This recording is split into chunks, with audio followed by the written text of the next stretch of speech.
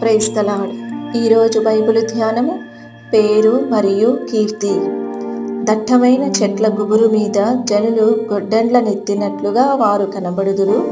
ఇప్పుడే వారు గొడ్డలను సమ్మెటలను చేత పట్టుకొని దాని విచిత్రమైన పనిని బొత్తిగా విరుగగొట్టుదురు. 74వ కీర్తన 5-6 వచనములు. మనము చదివిన ఈ వాక్యమును బట్టి ఈ లోకములోను ఆధ్యాత్మిక లోకములోను కీర్తికెక్కిన అనేకులు మంచివారుగా ఉండకపోవుట ఎంత గొప్ప వాస్తవమో తెలుసా? ఇక్కడ కీర్తిగల ఈ మనుషుడు ఏమి చేయుచున్నాడు? దట్టమైన చెట్ల గుబురు మీద తన గొడ్డలిని ఎత్తుచున్నాడు.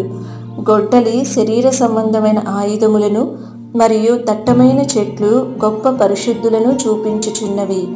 ప్రఖ్యాతికెక్కవలనని, ప్రసిద్ధి చెందవలనని కార్యములను నేర్పుగా చేయువారు ఎంతోమంది పరిశుద్ధులను మరియు దేవుని సంఘమును నాశనము చేయువారై ఉన్నారని మనము తరచుగా చూచుచున్నాము.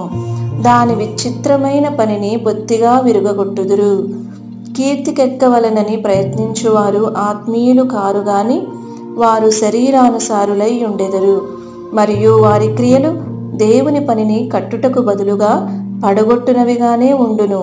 బైబిల్ నందు చెప్పబడిన కొందరు కీర్తిగల వారును ఇలాగుననే ఉన్నారు. ఇశ్రాయేలీయులలో పేరు పొందిన సభికులును సమాజ ప్రధానులునైన 250 మంది. సంఖ్యాకాండము 16వ అధ్యాయము 2వ వచనము. ఈ పేరు పొందిన వారు దేవునికిని తమ నాయకులకును వ్యతిరేకముగా తిరుగుబాటు చేసిరి.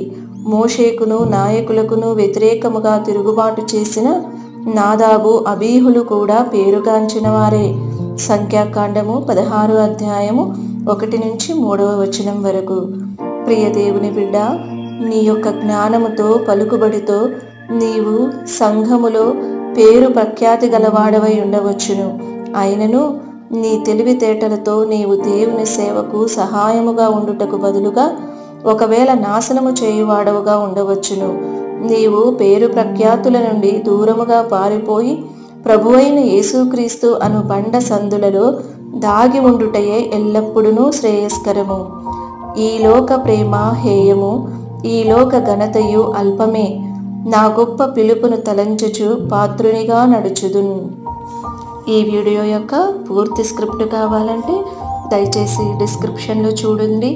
ఈ వీడియో ఆంగ్లము మరియు హిందీ భాషలలో కావాలంటే ఛానల్ను సబ్స్క్రైబ్ చేయండి మరియు వీడియోలను క్రమంగా అనుసరించండి. Praise the lord.